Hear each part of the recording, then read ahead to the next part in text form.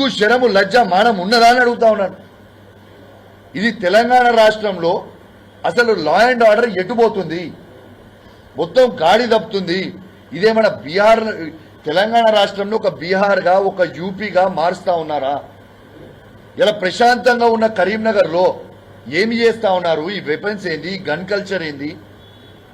Exactly 5 days back, exactly ఇక్కడ నుంచి 5 days back weapons తోని పిఎంజే జ్యువెలర్స్ లో ఫైరింగ్ అవుతుంది. మళ్ళా ఎగ్జాక్ట్లీ 3 రోజులు అయిపోయిన తర్వాత వెపన్ తోని బెదిరియడం ఏందండి? అసలు ఏం జరుగుతుంది కరీంనగర్ లో? ఏం జరుగుతుంది? ఈ యూపీఓలు వచ్చుడేంది, బీఆర్ఓలు వచ్చుడేంది, వెపన్లు పెట్టుడేంది, డైరెక్ట్ గా బెదిరియడం ఏంటిది? దానికి పోలీసు ఏమైనా గడ్డి బీక్తుందా అని మేము అడుగుతా ఉన్నాం. ఇంకా కూడా రేవంత్ రెడ్డి గారు కావచ్చు, బండి సంజయ్ గారు కావచ్చు, కేంద్ర హోంమంత్రి అయిన బండి సంజయ్ గారు కావచ్చు, రాష్ట్రంలో హోంమంత్రి అయిన రేవంత్ రెడ్డి గారు, ముఖ్యమంత్రి రేవంత్ రెడ్డి గారు కావచ్చు, ఏమి పీకుతున్నారు? గడ్డి పీకుతున్నారా మీరని మేము అడుగుతా ఉన్నాం. గుర్రాల పళ్ళు దోముతున్నారా అని అడుగుతా ఉన్నాం. ఏం నడుస్తుంది కరీంనగర్? అసలు నాకు చాలా షాకింగ్ గా ఉన్నది, నిజంగా భయంగా ఉంది. ఏం పోతుంది, ఎటు పోతుంది అసలు మన లా అండ్ ఆర్డర్ అనేది? ఎటు పోతుంది? దీని మీద మాట్లాడండి. అసలు ఒక ప్రముఖ హైకోర్టు న్యాయవాది ఖలీద్ అనే పేరు, చాలా పెద్ద న్యాయవాది అయినా, మామూలు మనిషి కాదైనా, one of the senior counsels హైకోర్టులో. వెపన్లు పెట్టి యూపీ నుంచి వచ్చి చంపేస్తామని కరీంనగర్ నడ్డుబోటున మొన్న ఫైరింగ్ అవుతుంది, అలుగునూరు చౌరస్తాలో ఇది అవుతుంటే వీళ్ళు ఏం చేస్తున్నారు? మరి ఇది అయిన ఇన్సిడెంట్ ని ఇప్పటిదాకా సిపి గారు ప్రెస్ మీట్ పెట్టి ఎందుకో చెప్పలేదు? నేను ఇవాళ ఖచ్చితంగా మా కేసీఆర్ గారి నాయకత్వంలో బీఆర్ఎస్ పార్టీ పక్షాన్ని డిమాండ్ చేస్తా ఉన్నాను. ఆ దొంగల్ని ఇప్పటిదాకా ఎందుకు పట్టుకోలేదు అని మేము అడుగుతా ఉన్నాం.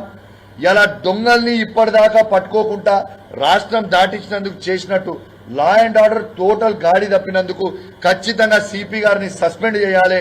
ఇలా కరీంనగర్ 2 టౌన్ సిఏ గారిని సస్పెండ్ చేయాలి. వెంటనే కొత్త ఆఫీసర్లను ఇక్కడ నియమించాలి. ఖచ్చితంగా ఈ దొంగల్ని పట్టుకోవాలి. వీళ్ళతోని కాదు, నేను చెప్తున్నాను, వీళ్ళతోని కాదు. మీరేదో కౌశిక్ రెడ్డి క్రెడిట్ వస్తుంది, బీఆర్ఎస్ పార్టీ క్రెడిట్ వస్తుంది. అరే క్రెడిట్ నాకు వద్దా అని క్రెడిట్ మీరే తీసుకోండి. నాకు కావాల్సింది మా కరీంనగర్ జిల్లాలో ప్రజలై క్షేమం కావాలి, వాళ్ళు ప్రశాంతంగా బతకాలని కోరుకుంటున్నా. ఇలా కరీంనగర్లో ఉన్న వ్యాపారస్తులు అందరూ భయపడతా ఉన్నారు. నాకు కరీంనగర్లో ఉన్న బ్యాంక్ మేనేజర్లు అందరూ ఫోన్ చేస్తా ఉన్నారు, అన్ని బ్యాంకులు. సార్ మాకు చాలా భయం అవుతుంది, మా బ్యాంకులో క్యాష్ ఉంటుంది, ఇట్లా ఉంటే పరిస్థితి మేము కరీంనగర్లో ఎట్లా బతకాలి అని భయపడతా ఉన్నారు బ్యాంక్ మేనేజర్. చాలా మంది వ్యాపారస్తులు మాట్లాడుతూ ఉన్నారు నాకు, సార్ లా అండ్ ఆర్డర్ మొత్తం గాలి తప్పిపోయింది, నిజంగా మేము వ్యాపారం చేయాలంటే మాకు భయం అవుతా ఉంది, మేము ఎట్లా కరీంనగర్ పట్టణంలో వ్యాపారం చేయాలి ఎట్లా అని భయపడుతున్నాం. ఇలా కరీంనగర్ పట్టణంలో ఉన్న ప్రజలు, ఇలా కరీంనగర్ జిల్లాలో ఉన్న ప్రజలు అసలు ఇళ్ల నుంచి వాళ్ళ ఉన్న చిన్న చిన్న జ్యువెలరీయో క్యాషో, చిన్నపాటు క్యాష్ మధ్యతరగతి వాళ్ళు పెట్టుకోనికి, సార్ మాకు చాలా భయంగా ఉంది, మేము ఏం చేయాలనో అర్థమైతలేదు, కొంచెం మీరు ఇంకా గట్టిగా మాట్లాడండి, దయచేసి గట్టిగా మాట్లాడండి అన్నా అని ఇలా వాళ్ళు ఫోన్ చేసి చెప్పే పరిస్థితికి ఇలా కరీంనగర్లో ఉన్నది. ఇవి పట్టించుకోకుండా, లా అండ్ ఆర్డర్ పట్టించుకోకుండా రేవంత్ రెడ్డి గారు నిద్రపోతున్నట్టు, ఇలా బండి సంజయ్ గారు నిద్రపోతున్నట్టు ఇవి మీరు మాట్లాడండి. ఎస్ బండి సంజయ్ గారు, మీరు పార్లమెంట్ సభ్యులు, మీ సహచర ఎమ్మెల్యే, నేను మాతో పాటు మొత్తం అందరు ఎమ్మెల్యేలను పిలువురి.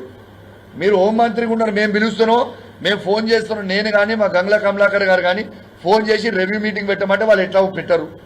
మీరు రివ్యూ మీటింగ్ పెట్టండి, పిలవండి. ఎమర్జెన్సీ మీటింగ్లో బండి సంజయ్ గారు ఇలా కరీంనగర్ హెడ్ క్వార్టర్లో మీరు పెట్టండి. అందరు 7 ఎమ్మెల్యేలను పిలవండి, కాంగ్రెస్ పార్టీ ఎమ్మెల్యేలను పిలవండి, బీఆర్ఎస్ పార్టీ ఎమ్మెల్యేలను పిలవండి, బీజేపీ పార్టీ నుంచి మీరున్నారు, రాండి, రేపు రివ్యూ మీటింగ్ పెడదాం. మన కరీంనగర్ జిల్లా ప్రజల శాంతి భద్రత కంటే ఇంపార్టెంట్ ఏది కాదు. అందరం కలిసి ఇలా రివ్యూ మీటింగ్ పెట్టుకుందాం, రాండి. ఇలా జిల్లా మంత్రులైన శ్రీధర్ బాబు గారు, పొన్నం ప్రభాకర్ గారు, లక్ష్మణ్ గారు, మీరు కూడా రాండి. ఉమ్మడి కరీంనగర్ జిల్లాలో గాలి కొలదేసిర్రు. పెద్దపల్లిలో దుండగులు పెద్దపల్లిలో ఉంటారు. ఇలా వీళ్ళు పెద్ద పెద్ద మాటలు మాట్లాడుతారు ప్రభుత్వంలో. ఇలా పెద్దపల్లిలో ఆ లాడ్జ్లో దుండగులు వనుకుంటారు, ఆడ స్కెచ్ చేసిపోతారు.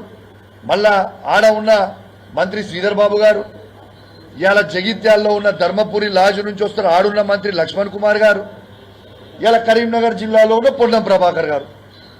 ముగ్గురు మంత్రులు, ఒకరు కేంద్ర మంత్రి, 4 మంత్రులు ఉంటుంది. ఇంత పెద్ద ఇన్సిడెంట్ అవుతుంది.